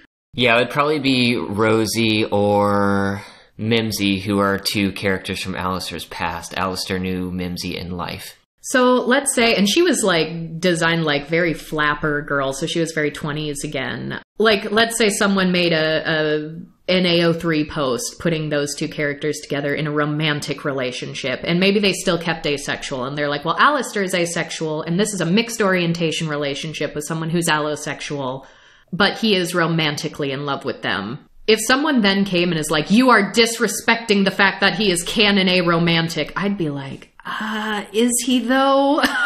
Because the character kind of explicitly stated that she's not going to lay it out for us. And arrows deserve better! I've been doing the same thing with Isaac from Heartstopper. At the end of the last season, he picked up a book called Ace, a real-world book by Angela Chen. And he hugged it, he had his little Heartstopper moment, and everyone's like, he's canon AroAce. And the only thing we can find about him actually being AroAce at this point in time, and I do anticipate they'll explore this further in the next season, so pending more information, I suppose. What we've seen right now, beginning to end, we don't know that. We've seen Alice Oseman say on Twitter, like, responding to someone who said, this character gives me AroAce vibes. And Alice Oseman said, yeah, the AroAce vibes were intentional. So now everyone's like, canon AroAce. And it's like, we haven't seen the arrow yet. And we shouldn't let creators get away with that. We can't. Like, I'm sure they will explore it more because Alice Oseman themselves is AroAce.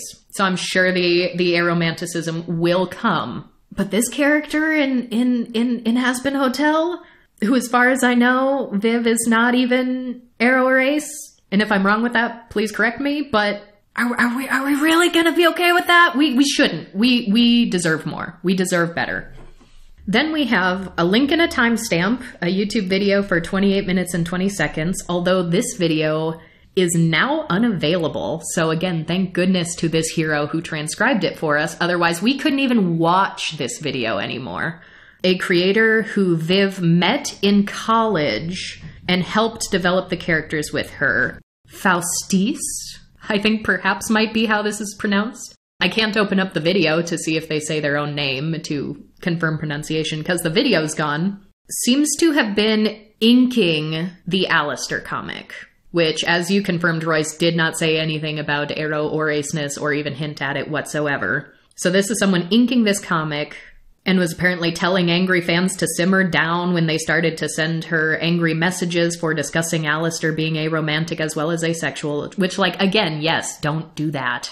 But after confirming Alastor as aromantic asexual in a previous stream, she had this to say about it. The fact is that this is canon. Alastor is aromantic asexual. That's what he is. That's what he proudly is. Vivian has been adamant that's what he is. I know he's that. I know she said that. So this is the first time we've heard aromantic. It's someone who knows the creator and was inking the comic. The creator did not say aromantic. So the creator behind closed doors, presumably, is telling, like, her inner circle, like, yeah, he's an AroAce, but not showing it to us.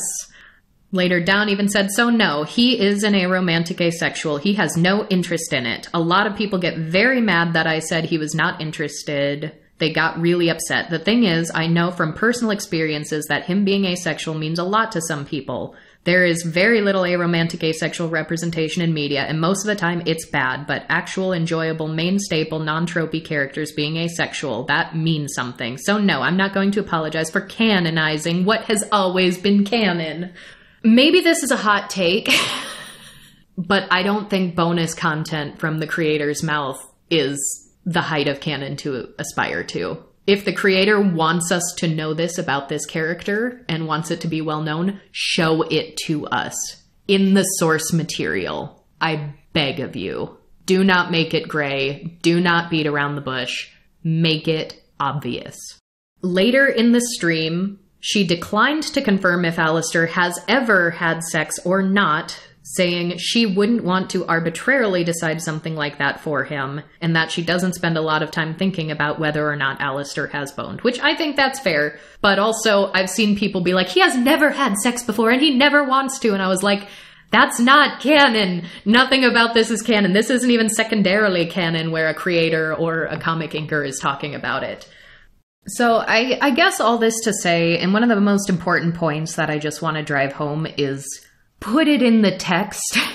You can tell people separately, you know, be respectful with your ships and be respectful to the people who identify as ace when you're having fun in your fandom and whatever. But with the overabundance of aphobia in fandom spaces online, there will be a toxic environment. And I just think, therefore, if you truly do want people to respect the characters' orientations as well as the real-world people who identify with them, you must present it in the source material without a shadow of a doubt, because aphobes will take any bit of doubt and they will run with it. If there is any gray area, they will latch onto it. And if you put it very specifically in the text, aphobic people, they'll still be mad at the creator for creating that character, but then there at least isn't this constant battle amongst the fans about what is and is not canon and what is and is not problematic. And especially to me, this is the really important facet. In a show where you treat other orientations differently, like we see and we talk about gay sex in this show. We see and we talk about queer love in this show. So why is it the AroAce character who has so much gray area that needs to be confirmed off screen, separately, privately by the creator? I don't think that's okay.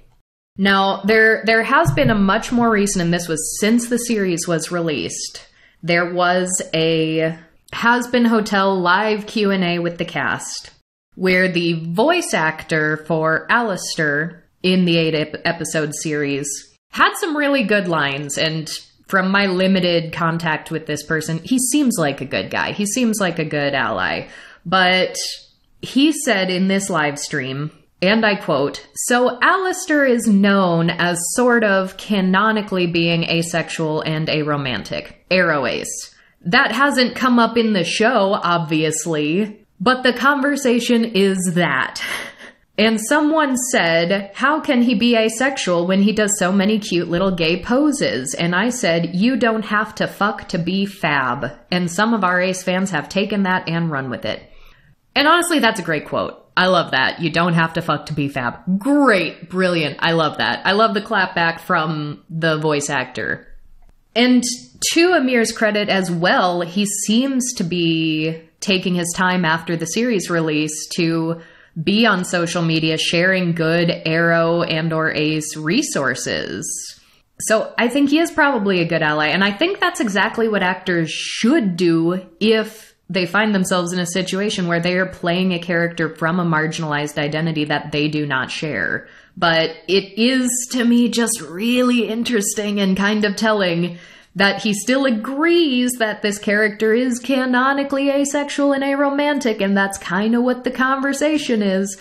But he also acknowledges that it has not come up in the show. So the voice actor who recorded that scene of, I know you're an ace in a hole, oh, what now? Doesn't consider that to be actually exploring the AroAce identity in the show. So I think it's kind of weird for fans to get overly excited about it for that reason. Like, at best, this tells me that the Ace in the Hole line was simply meant to be like an Easter egg for the hardcore asexual fans who are already in the know from all this bonus material over the past few years. And while Easter eggs and inside jokes for the community can be cute in the right context, it's not the same as good on-screen representation. And I want to talk about the importance of this too by numbers. Like, the Hazbin Hotel pilot right now on YouTube, as of the time we're recording this, has over 100 million views. That's a lot of people. And for years after that pilot alone, people were still saying, this character is canonically Ace, or maybe even this character is canonically AroAce. Imagine if they made that explicit on screen in that pilot for 100 million people to watch it, as opposed to the Hazbin Hotel pilot cast live panel 3 years ago, which seems to be the first time that the creator said aloud, yes, he is Ace, but denied saying a romantic orientation. That has 1.5 million views, and it was like a couple hour long video, so you know that a good amount of those didn't actually watch all of it anyway. The inking stream where he was mentioned by a friend and a collaborator of the creator that he was canonically AroAce. We don't even know how many views that got, presumably a lot less, but the video is now taken down and I can't reference it again. And I still can't get over the fact that, according to the transcription that I found on Reddit of this video, they said he is proudly that in regards to his AroAceness. And it's like, is he? It seems like, from what we've seen in the show, he isn't aware of the concept. Yeah, he is shown to not even know what it means. Which doesn't mean that he's not. Lots of people just don't know that it is an option, or they don't have the right vocabulary. But is he proudly AroAce, or I don't know, is the creator just proud to give the audience very surface level hints at the fact that he might be? While espousing canonicity in interviews that not nearly as many people are going to watch, that isn't even accessible to the full wider audience. It sounds more like the latter. Even in that very first piece of art, he's like, what do these colors mean? He doesn't know. Not even in the bonus material does he know. And also, as opposed to the Hazbin Hotel live Q&A cast where the voice actor Amir said the quotes I just gave previously. That was released about 3 weeks ago. As of the time we're recording it, it has about 1 million views. Again, it's a very long video. A good chunk of those 1 million views didn't watch it all. Although that conversation did come up a lot earlier in the video than the other Q&A, because that one's like they didn't even talk about him being Ace until well after the hour mark. But the actual series, the 8-episode series released on Amazon Prime, I couldn't find the actual numbers for how many people viewed those episodes. But I am seeing lots of headlines that are saying that it reportedly beat a streaming record on Amazon Prime. And Amazon is saying, like, yes, this has smashed records. This is our, biggest animated series release. And I think streaming sites in general are just really bad about actually reporting real viewership numbers, though, and Amazon doesn't seem to be any different in that regard as far as I can tell. So, all this to say, though, there will be a season 2. I hope there is more. I liked so much about the show just as it is. As frustrated as I am that people are so adamant that this is really good, very canon AroAce representation, the show, the characters, the plot lines, it's very gripping, and I want to see it through. In the series finale, or the season finale, we saw so many new twists that I want to see expanded on. But as far as the rep, I honestly don't think I have high hopes that it will be explored in any more detail. Firstly, because fans are already praising them up and down for the barest of minimums. And Viv herself said that she's being coy about his romantic orientation. So I just don't think I trust that they are going to go any further with it. I'm still going to watch season 2 because I think it's a good show. I think it's cute. I do actually like it. But as opposed to, say, Heartstopper, where I think they're going to do a more fleshed out Ace and probably also Arrow plotline for that character Isaac in the upcoming season. But I know the creator is AroAce. I know some of their other work. There is a novel called Loveless featuring an AroAce character. There is a novel called Radio Silence, which has a demisexual character, let alone other characters from the original Heartstopper comics who also have aspec identities that haven't been explored in the TV show yet. So I just know that creator is someone who has done more fleshed out characters before. I have more hope. So I'm like, yeah, another season's coming. There'll probably be more. I don't know if I can trust that for Hazbin Hotel. Do you? Like, do you actually think in season 2 they're going to give me the confidence that every viewer of the source material is going to be like, yeah, he is AroAce without a doubt? I think we always have this discussion, and I don't think... If we were to put odds on it, generally speaking, it doesn't come to fruition. So, I mean, we'll see. We'll stay tuned. But I don't understand so many fandoms. I have trouble engaging in fandoms. I genuinely do. And I think part of it has to do, in our last week's episode, I mentioned that I've never had heroes. I mentioned I've never identified as someone who has heroes or someone that I look up to. And I think it's kind of the same thing with fandoms. I don't personally get invested in these communities. And this is not meant to discredit any people who really find value from it.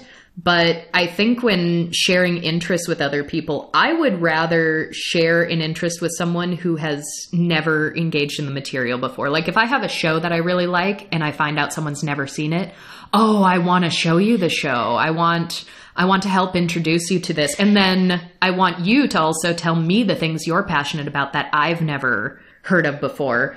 Whereas mutually geeking out with people I don't know personally about a shared interest is just something that's never appealed to me personally.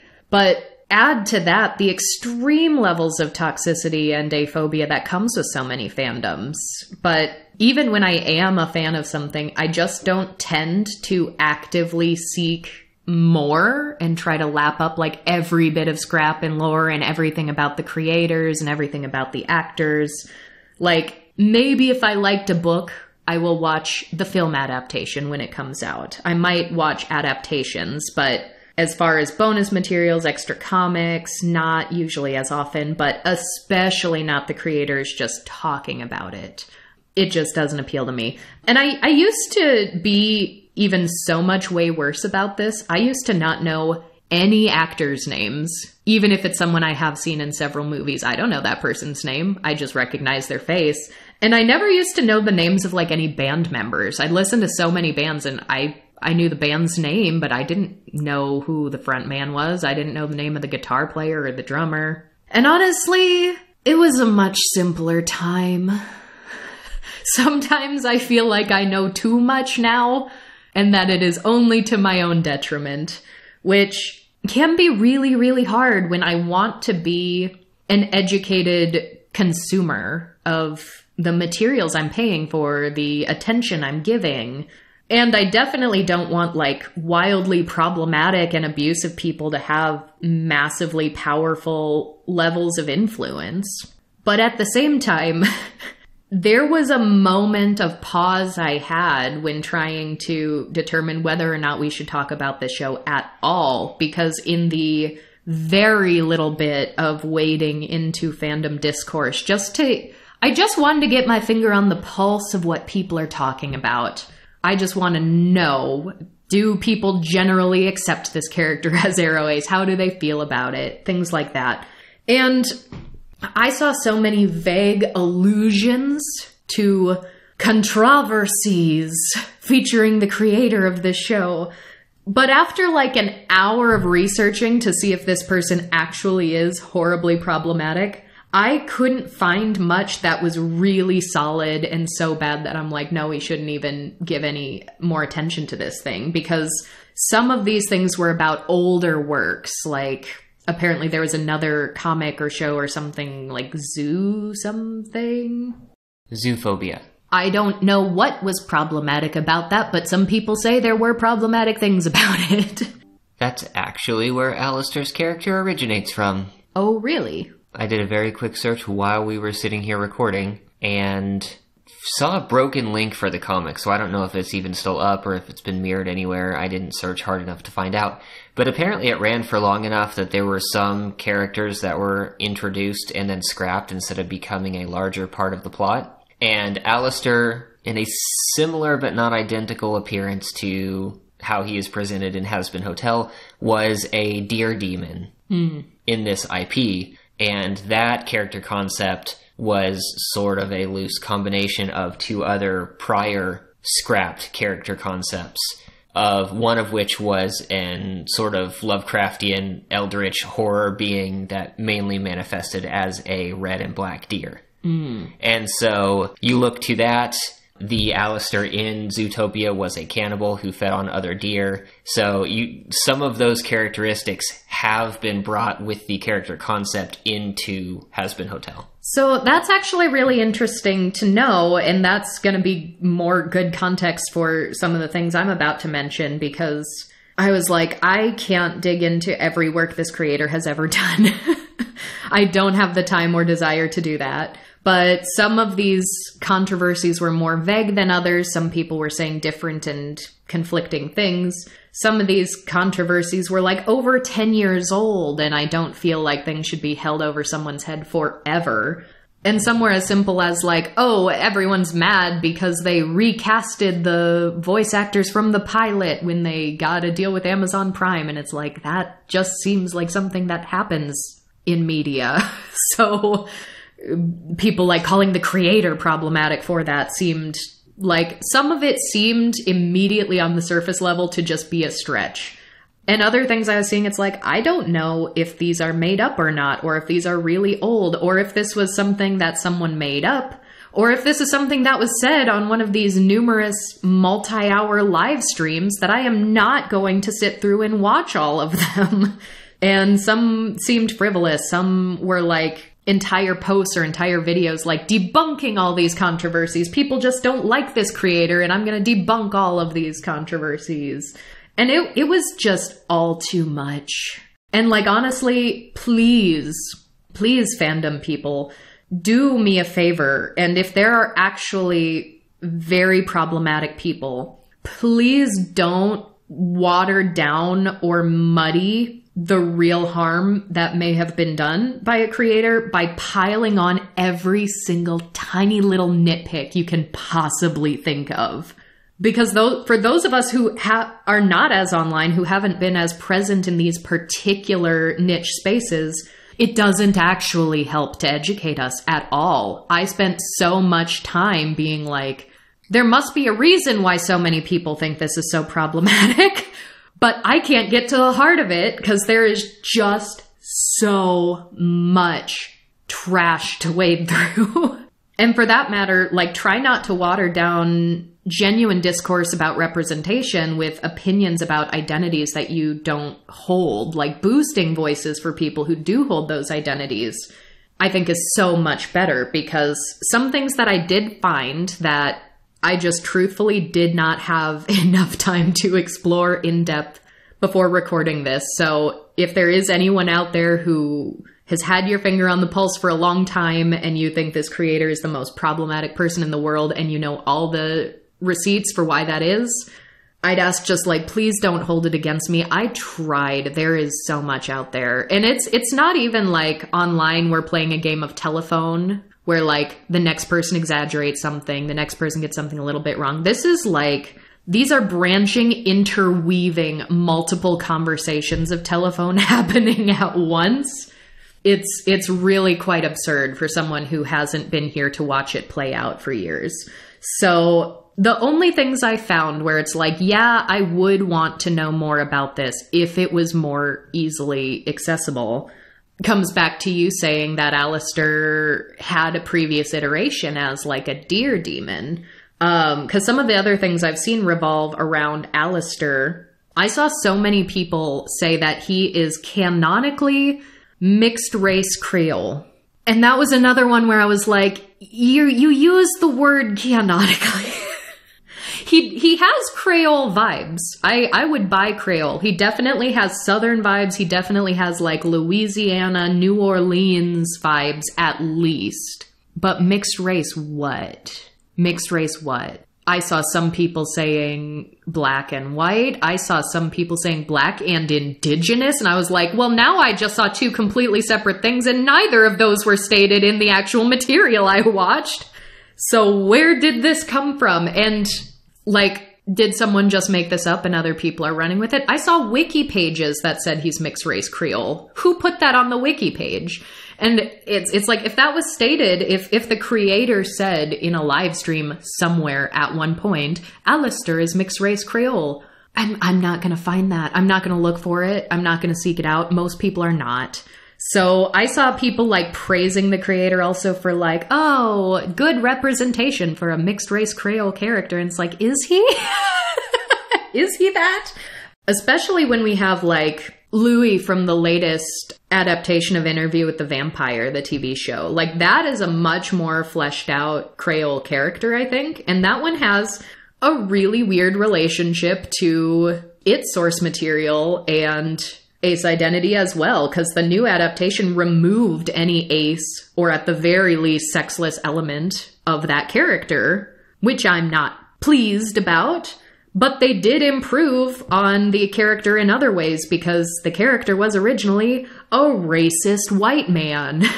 They made him a black Creole man and handled facets of his identity pretty well, where they didn't just cast a black actor but treat the character exactly the same. No, they changed elements of his backstory and his family history to make it feel like a more realistic black character from that time and place. So while they messed some things up in the adaptation, they also improved on other things. So it's a real mixed bag there. I saw some tweets talking about like, oh, the abundance of diversity in this show. This show has a Latina lesbian and a mixed race Creole AroAce and an Asian woman. And I was like, wait, who? Do you know who the Asian woman is? I don't know what character they were talking about. But it was a tweet just like rattling off all the different like races and ethnicities that there were. And some of them I was like, I don't even know who you're talking about. And you didn't tell me in the tweet either. No, but I wonder, I was just looking at the cast earlier and Nifty was voiced by a half Japanese voice actress. Okay. And I wonder in how many cases the ethnicity of the in-world character is matched to the voice talent. Amir is not mixed race Creole as the voice actor of Alastor. I can tell you that. So yeah, like that was a weird one. And so that was another one where it's like, I don't have the time or energy to look this up, but did the creator on a live stream say, yes, this character is Asian? Did someone just look at a voice actor and say that? Or was it a super fast one-off line that hinted at something that I missed because sometimes the dialogue just comes quickly? Because at least with Baggy, you have the taco comment like, oh, is that supposed to be racist? So now I know that saying taco derogatorily at her could be a racist thing and not just a sexist thing. And then you also back that up by having her occasionally slip into Spanish. So we know there's something to that character, but if there was an Asian reference to another character, I don't think it was backed up as often as we got from Baggy, because I missed it if it was there. But to Alastor's claim of being mixed race Creole, which I don't even know if that came from the creator or not, or if that just sprang from the fandom somewhere. Two of the things that I saw some people criticizing it for, sometimes when he grins very wickedly and sort of dips a little more into demon mode and his face gets a little distorted, and maybe he's doing some magic, he'll get these like little symbols behind him that just pop up for a second. And some, but not all of those symbols are voodoo symbols. And like on a surface level, like, yeah, he's giving like Southern New Orleans vibes. So there are some people in the fandom discourse saying, like, he was a practitioner and follower of voodoo in life, so of course that would follow over into death. But then I saw, like, not all of these symbols are even voodoo symbols. Like, actual voodoo symbols got put next to non-voodoo symbols, so people were saying that's just basically co-opting the aesthetic, and that's not actually trying to represent voodoo as a religion and as a practice. And then there was a criticism of, you know, voodoo has historically been seen as like evil witchcraft and very villainized and very demonized. And a lot of that mindset does stem from white supremacy. And so I can see some of those criticisms. And when I say, like, please don't water this down with opinions if you don't come from these groups, because I was trying to find actual people who follow voodoo as a religion, specifically like New Orleans or Louisiana voodoo, because that is different from like Haitian voodoo. I at least know a little bit about the historical context of like Louisiana voodoo being sort of an amalgamation of Haitian voodoo and incorporating elements of Catholicism and other influences. And just sort of the history and culture and time and place that led to that iteration. But I saw some people saying the only people who are mad about this voodoo depiction are white people who don't follow voodoo and don't know a damn thing about it. Because it is a closed practice, too. It's a closed religion. It's not like Christianity, where if you show up in a church and say, like, here I am, I've accepted Jesus into my life, everyone will be like, yes, we got another one. Like, that's not how that works.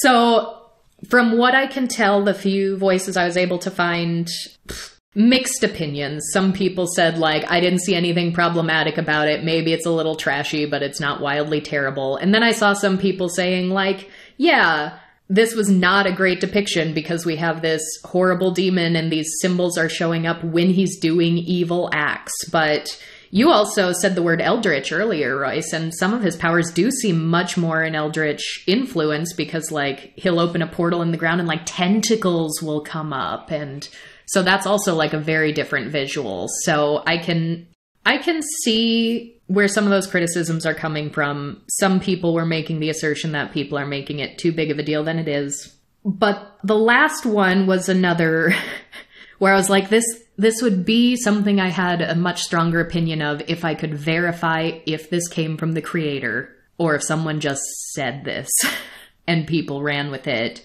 and played telephone all over the fandom with it. Someone made the assertion that Alastor was based off of a creature whose name I'm not going to say, but it starts with the W, and a lot of white people in a modern context would recognize this name and think, oh, that's just a cryptid. I've read about this in horror novels. I've seen about this in horror movies or short films or series online. But it is a creature that is from indigenous North American Algonquin-speaking people who you will primarily hear from them that you are not supposed to even say the word of this creature. You shouldn't type it out online. If people do type it out online, they normally censor at least one, if not all, of the vowels. And I simultaneously saw someone saying, this is just a little too close for comfort because he's kind of a deer creature. This creature is often depicted with antlers, if not outright like a deer skull, face and head. And he's a cannibal. And when I read that, I was like, is he a cannibal? Because he's friends with the cannibals and he knows the cannibals.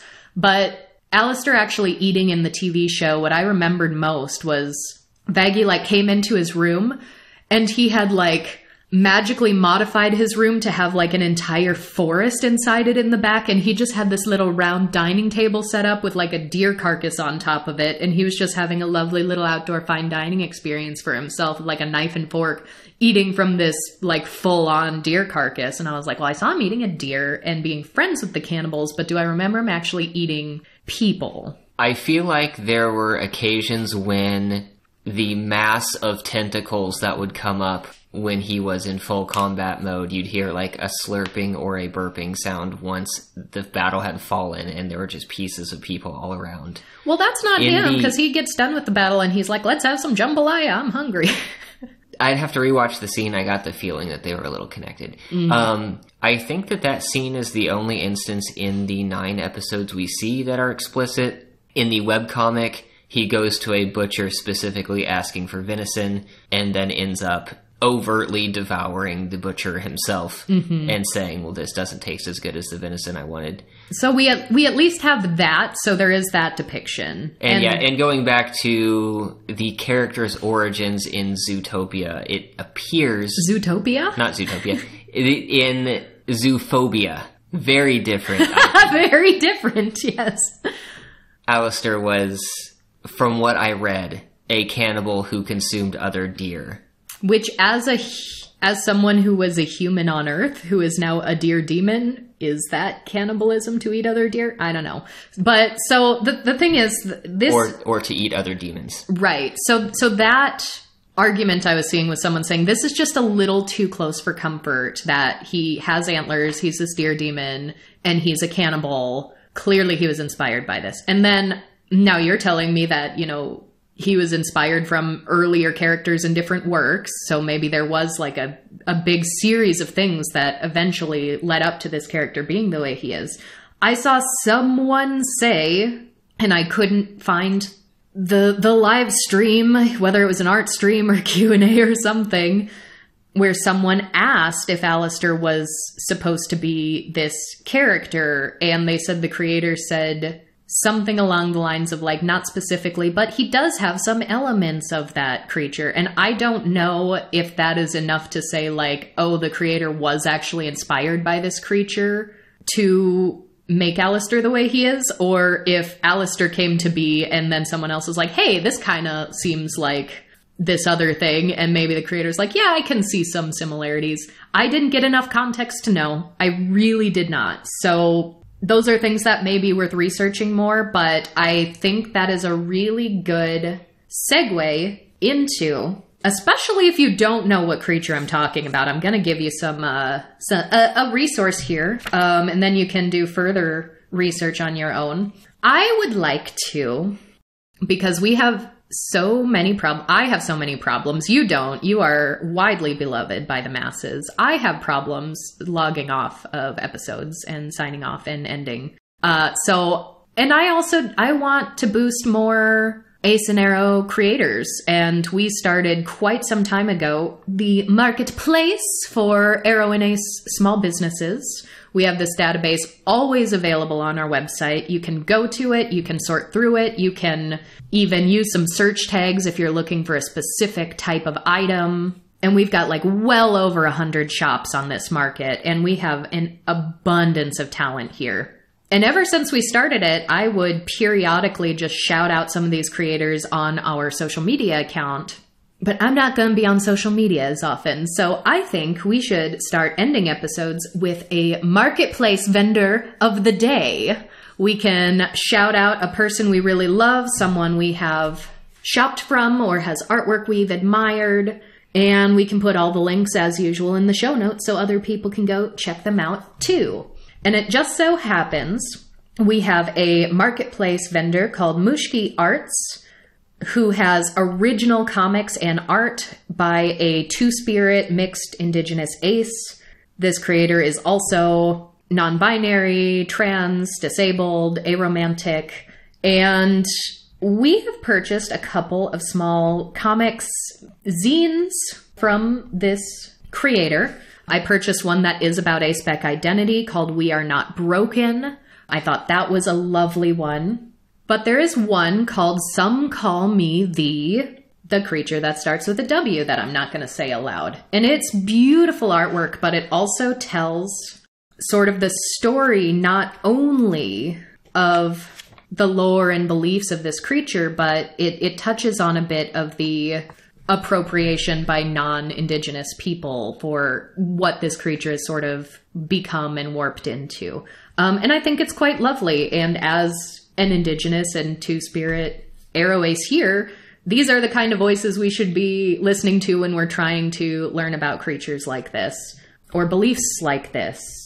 And so even though those are the two that we have purchased, Mushki Arts used to have a Ko-fi account where you could actually buy like physical comics and zines. So we have those physical ones. As far as I can tell, the Ko-fi account doesn't seem to be active anymore, but I'll put a link to their website. You can see their webtoons and tapas. You can read some of these on here for free. You can also join their Patreon.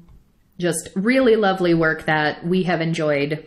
An artist and marketplace vendor we have personally shopped from. And I think you should check them all out.